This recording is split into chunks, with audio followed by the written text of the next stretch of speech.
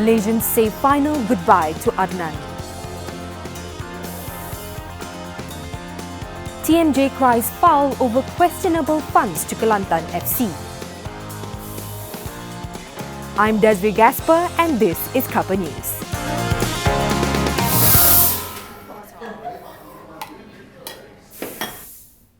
Tears flowed as the remains of the late Sarawak Chief Minister Tan Sri Adnan Satim were interred with state honours at the Semayang Muslim Cemetery in Kuching this afternoon.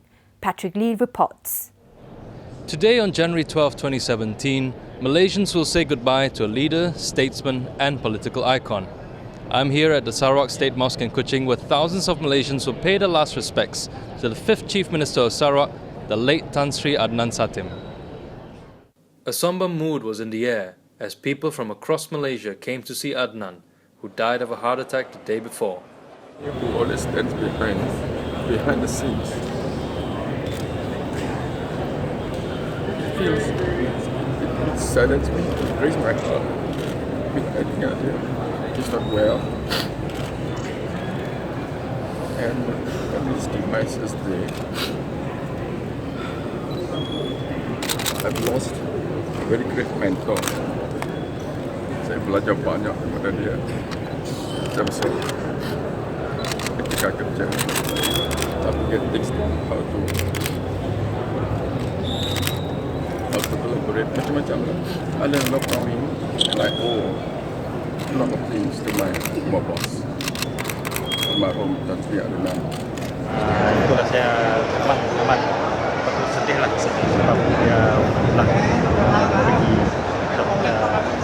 Saya masih merasa kehilangan dia. Masih sebab baru last saya jumpa pun masa dia bagi kunci rumah. Tahun ni? Bulan 9 masih ya. Jadi itulah. I think it's a loss of a friend of Sarawak's heritage, so it'll certainly feel that loss. But I think there's a legacy that he's left behind of appreciation for that heritage. So I think he will be remembered as we go into the future. So. At about 10:45 a.m., Adnan's body arrived. It was carried into the middle of the mosque, where people, including politicians from both sides of the divide, came to say farewell. After prayers, the body was taken to the Semayang Muslim Cemetery, a few kilometers away. There, a large crowd watched Adnan's body lowered into the ground. Earth was piled into the grave, with family members spreading flower petals and pouring water on it. Dignitaries such as the Sultan of Brunei Hassan al-Bolkiah and Prime Minister Datuk Sri Najib Tun Razak were invited to do the same. Even as Adnan's body has been laid to rest, one question still remains. Who will take over the post of Chief Minister and lead Malaysia's largest state into the future? I'm Patrick Lee, reporting for the Star TV.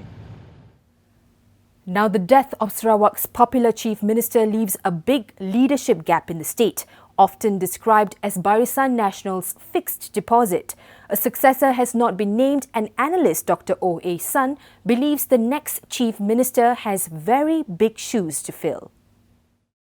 Yeah, I think after Tan Sri Adnan's less than 3 years rule, I think the Sarawakians now have heightened expectations of the political performance of their leader and especially the main leader, namely the Chief Minister.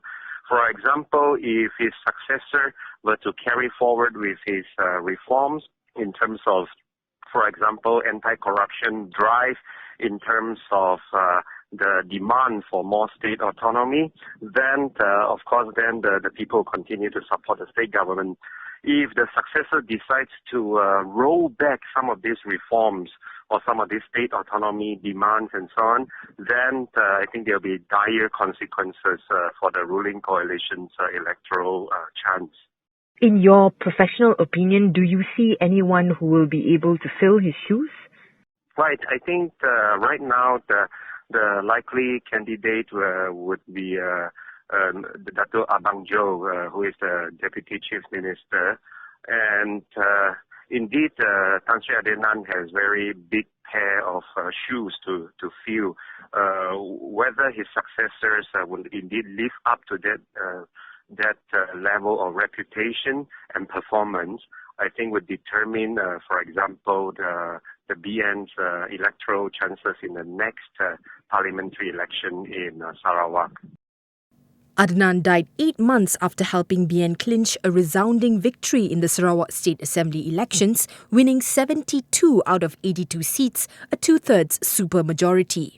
He garnered a huge fan base from the moment he became Chief Minister in March 2014 by taking an oath before the anti-graft agency, vowing never to award government contracts or state land to family members.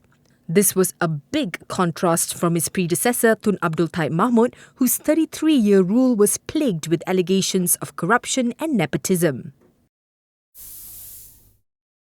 Meanwhile, Sarawak Criminal Investigation Department head Dave Kumar warned netizens to be on their best behaviour during the mourning period for Tan Sri Adnan. The warning comes after 13 police reports were lodged against 4 Facebook users who allegedly made defamatory postings or comments. Dave Kumar said police are investigating 4 of the reports and have already arrested a 54-year-old man in Kuching. He added that police were monitoring social media sites and will not hesitate to arrest anyone posting defamatory or inflammatory comments against the late Chief Minister or any other person for that matter. In other news, the Johor Crown Prince Tunku Ismail Sultan Ibrahim has accused a Tan Sri of using his position in MARA and University Kuala Lumpur or UniKL to channel funds to the Kelantan football team. In a posting in the Johor Southern Tigers Facebook page, Tunku Ismail or TMJ called on the Tan Sri to explain what he claimed to be MARA and UniKL's forced sponsorship of the Red Warriors. The post was accompanied by letters and receipts purportedly showing details of the sponsorship. TMJ also warned the once drunk minister to explain what is believed to be a scandal involving the identity of an unidentified woman working in Johor.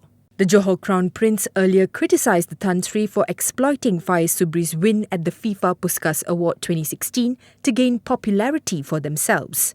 The Tan Sri TMJ is referring to is believed to be Tan Sri Anwar Musa, former president of the Kelantan Football Association. He currently holds the position of MARA chairman and UniKL pro-chancellor. In a WhatsApp message to Malaysia Kini, Anwar declined to comment on TMJ's accusations. After 3 years of living in fear of losing their home, a family can finally breathe a sigh of relief after successful negotiation between the Muslim Consumers Association of Malaysia or PPIM and bank officers. Untuk setakat ni, saya boleh senyum sedikit, tapi saya masih menantikan apa tindakan selanjutnya sehingga saya dapat hitam putih yang begitu pasti, barulah mungkin kehidupan saya sekeluarga boleh tersenyum dengan lebar lah. Okay. The story came to light last December after Good Samaritan Lee Hui Sin won the auction for the house but decided to forgo the deposit of 44,500 ringgit, saving the family from eviction.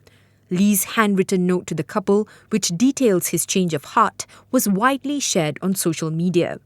The woman's husband S was declared bankrupt in 2014 after defaulting on his mortgage loan. Since then, the bank has made 5 attempts to auction off the house. Meanwhile, police busted an Along syndicate that had amassed so much wealth over the span of 13 years that they could afford to buy property and luxury items worth millions of ringgit.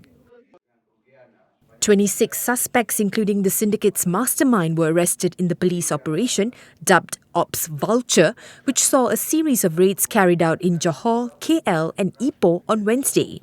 Johor Deputy Police Chief SAC Datuk Muhammad Zakaria Ahmad said the mastermind in his 30s was picked up as he was about to buy a plot of land in Kulai. Police seized weapons, ATM cards and more than 300,000 ringgit in cash, among others. Various luxury cars and branded goods worth almost 2.2 million ringgit were also confiscated. Muhammad Zakaria said the Along would charge a daily interest of up to 10% and their monthly turnover was about 1 million ringgit. He added that the group has a history of violence with victims being abducted and tortured through interrogation. Also in Johor, a 21-year-old man was allegedly abused by his employer after failing to achieve the target sales required. Nur Firdaus Ibrahim suffered injuries all over his body and soles of his feet. 2 police reports have been lodged over the matter. Seri Alamo CPD Superintendent Jokiri Abdul Aziz said Nur Firdaus is believed to have been punched, kicked and beaten with a cane by the suspect, who is also his employer and family friend. The victim is currently being treated at Sultan Ismail Hospital. Police are still looking for the suspect and his accomplice who went missing after the victim ran away from their house. The Taliban have released video of an Australian and an American who they kidnapped in August last year. American Kevin King and Australian Timothy Weeks were professors at the American University of Afghanistan in Kabul. We ask that the American government and the American University of Kabul please speak to the American government to ask for our exchange so that we may return home and be with our family again, to be with my father, to be with my mother and my brothers and sisters, so that we're not left here alone. I don't want to die here. Not alone, not here. The video comes after US Special Operations Forces conducted a failed secret raid to rescue them. UNICEF's representative in Yemen, Maritzel Rolano, described dire humanitarian conditions across the country and called on all sides to cease attacks on civilian infrastructure. She said children continue to die in Yemen from preventable diseases and malnutrition rates are on the rise. The figures in terms of malnutrition are really shocking. At least 1.7 million have now moderate malnutrition, and 462,000 are severely acute malnourished. More than 7,300 people, including 1,400 children, have been killed in Yemen since a Saudi-led coalition intervened against Iran-backed Houthi rebels in March 2015 in support of the government.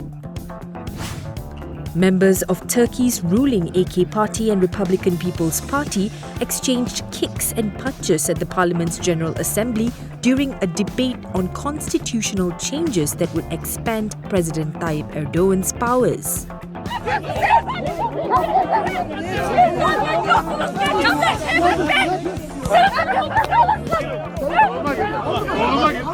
Under the reform, Erdogan will be able to appoint and dismiss government ministers, take back the leadership of the ruling party, and govern until 2029. In his first news conference since the US election, President-elect Donald Trump set Twitter ablaze with remarks including harsh criticism of the press, particularly CNN. Don't be rude. No, I'm not going to give you a question. I'm not going to give you a question. You are fake news. The hashtag Trump press conference was a top trending topic during the news conference and for several hours afterward. Trump takes office on January 20th. And we end our report today with the late singing CM of Sarawak serenading a crowd with Elvis Presley's Can't Help Falling in Love.